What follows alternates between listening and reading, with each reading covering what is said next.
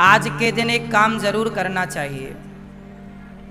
आसपास कोई हनुमान जी का मंदिर हो तो बेसन के लड्डुओं का हनुमान जी को भोग लगाकर, और वह लड्डू वहाँ पर जो कुत्ता है, आसपास कोई गली में कुत्ता मिल जाए तो वो लड्डू भगवान हनुमान जी को भोग लगाकर, सभी भक्तों में प्रसाद तो बांटना ही चाहिए पर कुत्ते को लड्डू जरूर खवाना चाहिए।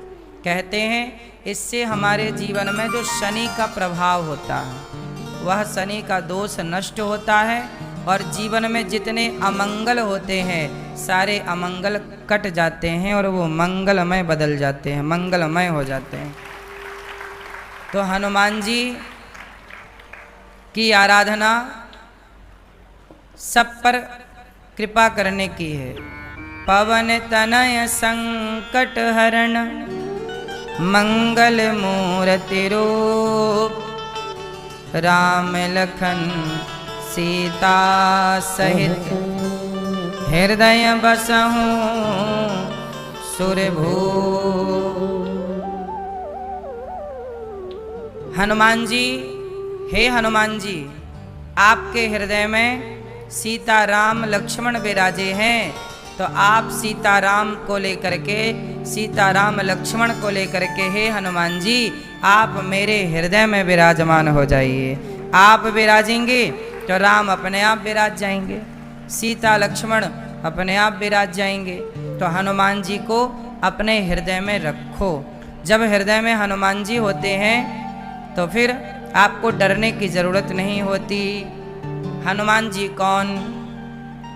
आज मैं आपको पूरा हनुमान चालीसा का परिचय देता हूं। श्री गुरु चरण सरोज रज, श्री गुरु मतलब गुरु के चरणों की रज, निज मन मुकुर सुधारी।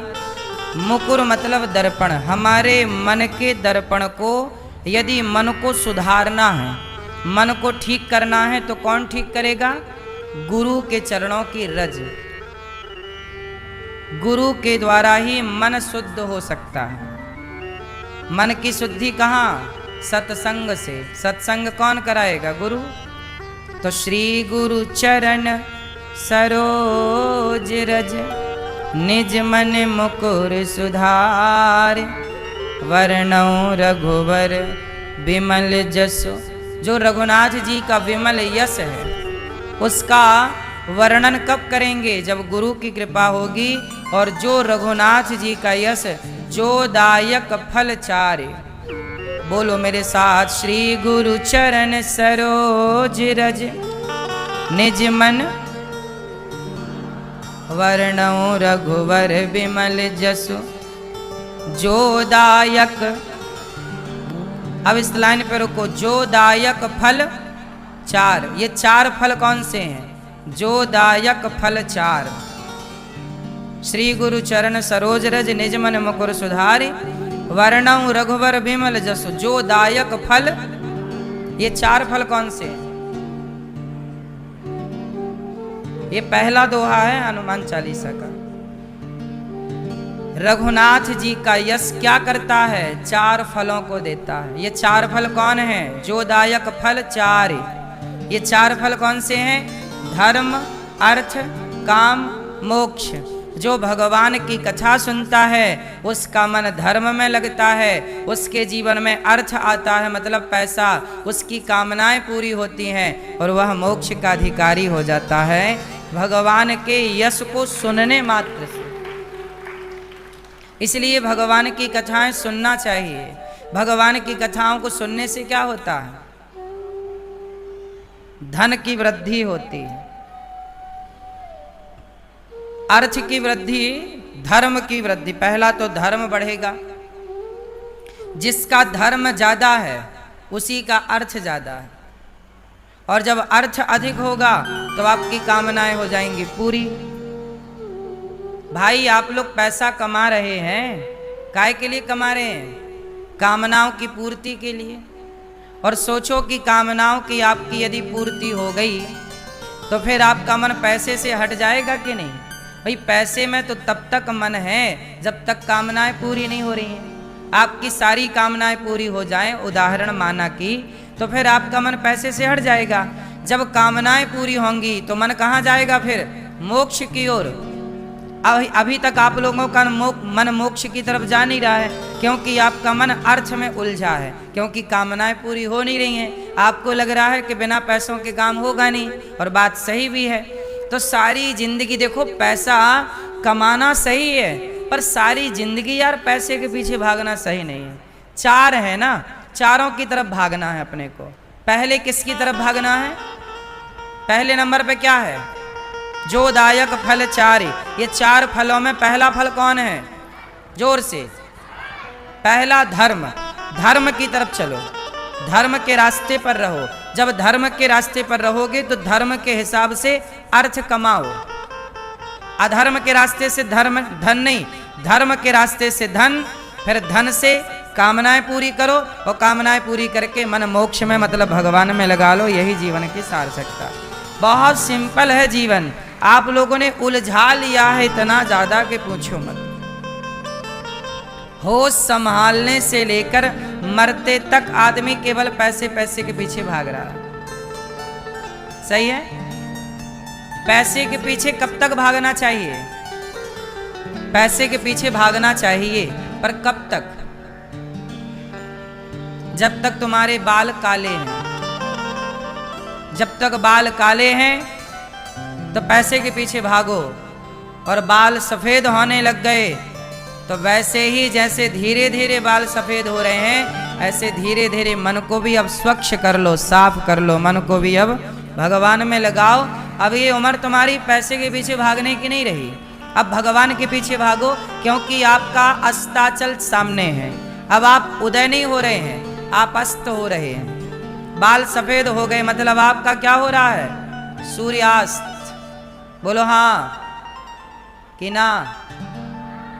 बच्चा है उसका सूर्योदय है, जवान है तो सूर्य उसका मध्याह्न है, और बुढ़ापा आ गया मतलब क्या हो रहा है? सूर्यास्त। अब ये आपका अस्त हो रहा है जीवन। अब हमारी जिंदगी खत्म होने को आई है, हमारे दिन अब पूरे होने को आए हैं। अब हमारा टाइम पूरा, अब टाटा बाय बाय करने का टाइम है। तो यमदूत आए, उसके पहले चित्त को भगवान में लगाओ, संसार का जंजाल छोड़ो। यही देखो, ये एक दोहे का अर्थ है। श्री गुरु चरण सरोज रज निज मन। पढ़ते सब याद सबको है, अर्थ नहीं आता। श्री गुरु चरण सरोज रज निज मन मुकुर सुधारी। ए भैया सुधारो, निज मन मुकुर सुधारो। कब सुधार? आप चिल्ला रहे हो निज मन मुकुर सुधार, निज मन मुकुर सुधार। सुधार कोई नहीं रहा है। निज मन मुकुर सुधार, निज मन अरे निज मन मुकुर सुधार का अर्थ बताओ क्या है? निज मतलब स्वयं के, मन मतलब मन, मुकुर मतलब दर्पण। जो मन रूपी दर्पण है, हमारा चित्त मन है, इस मन को सुधारो। ए भैया सुधारो। कब सुधारोगे? चिल्ला सब रहे। निज मन मुकुर सुधार, श्री गुरु चरण सरोज रज निज मन मुकुर सुधार। सुधार कोई नहीं रहा है। तुलसीदास जी ने सुंदरकांड इसलिए नहीं लिखा, हनुमान चालीसा इसलिए नहीं लिखा कि केवल आप पाठ करो। भाई पाठ करो, पर उस अर्थ को भी तो फॉलो करो। हनुमान चालीसा जो कह रहा है उसको फॉलो करना ना सही है। आपको हनुमान चालीसा पूरा आता है, लेकिन आने से क्या होता है? क्या आप उस रास्ते पर चले? फिर तो चार फल कब मिलेगा? जब भगवान की कथाएं सुनोगे, भगवान में चित्त लगाओगे। और सुनो, बुद्धिहीन तनु जान के। हे हनुमान जी, हम कौन हैं? बुद्धिहीन। हम कौन हैं? बुद्धिहीन तनु जान के। ये शरीर, तन मतलब शरीर, ये हमारा शरीर कैसा है? हम कैसे हैं? हम कैसे हैं? जोर से। बुद्धिहीन है मतलब हम मूर्ख हैं। अच्छा एक बात बताओ, आपको यदि हम मूर्ख कह दें तो आप बुराई मान जाओगे, अरे महाराज जी हमें मूर्ख कह रहे हो। अच्छा ये बताओ, आप विद्वान हैं कि मूर्ख हैं? उत्तर दो। क्या टोपी वाले भैया, आप होशियार हैं, विद्वान हैं कि मूर्ख हैं? हैं? मूर्ख।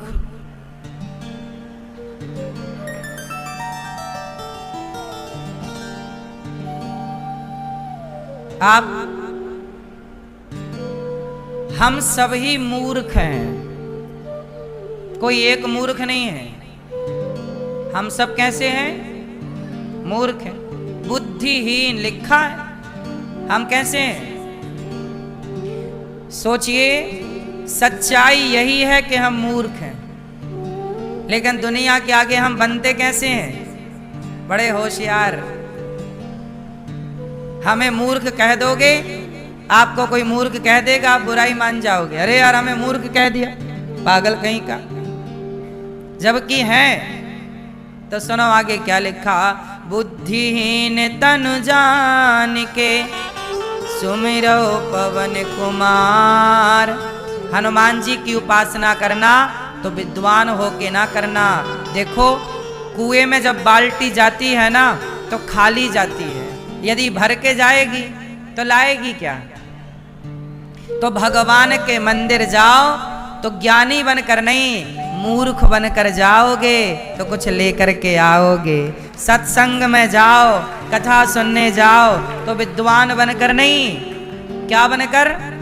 भाई विद्वान बनकर, यदि आप लोग यहाँ विद्वान बनकर बैठे हो तो आप ऑलरेडी विद्वान हो, फिर आप सुनोगे क्या, समझोगे क्या?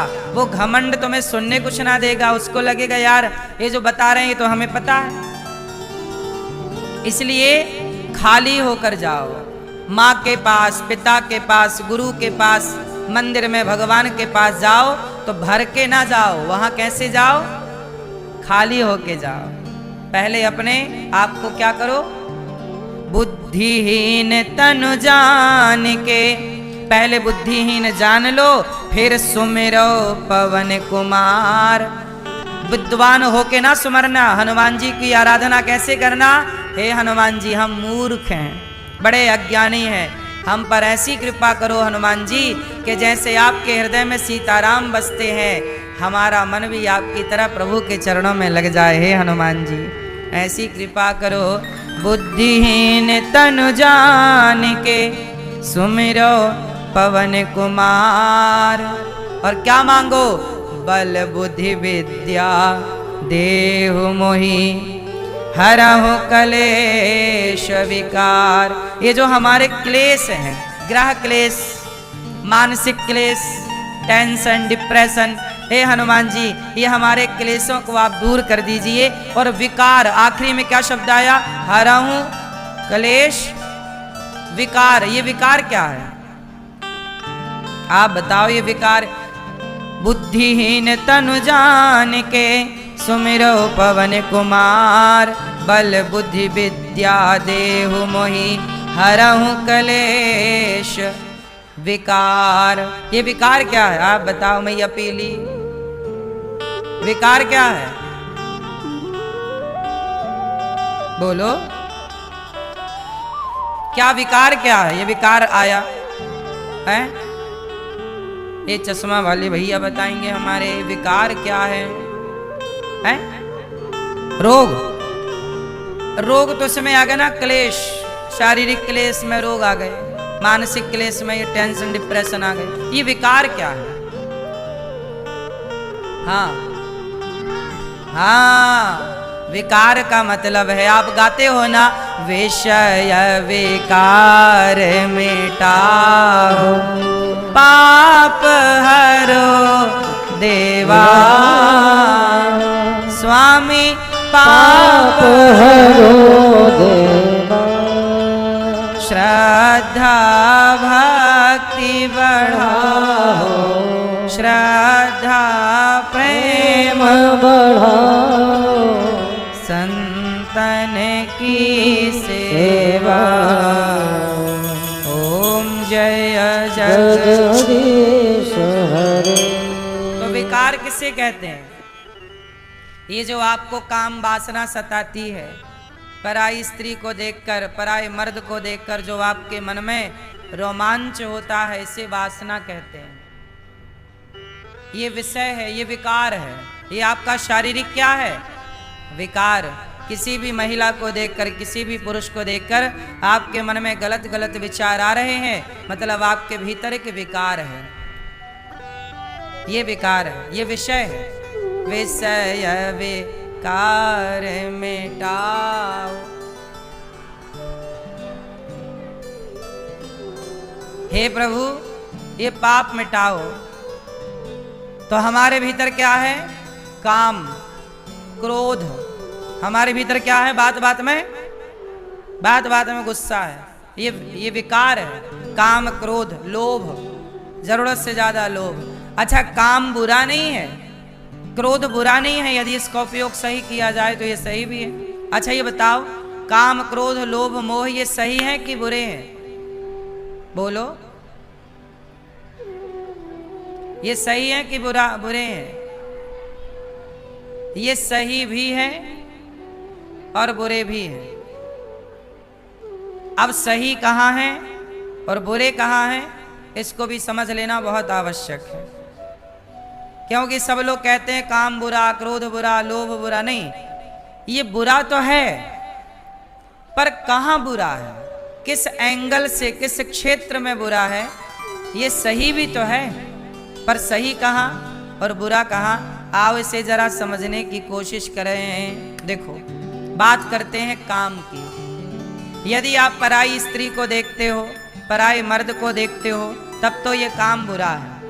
पर आप केवल अपनी पत्नी को देखते हो, अपने पति को देखते हो, और अपने पति और अपनी पत्नी के सिवा आप किसी और को नहीं देखते, तो आपका काम सही है, क्योंकि उसी काम से संतान पैदा होती है।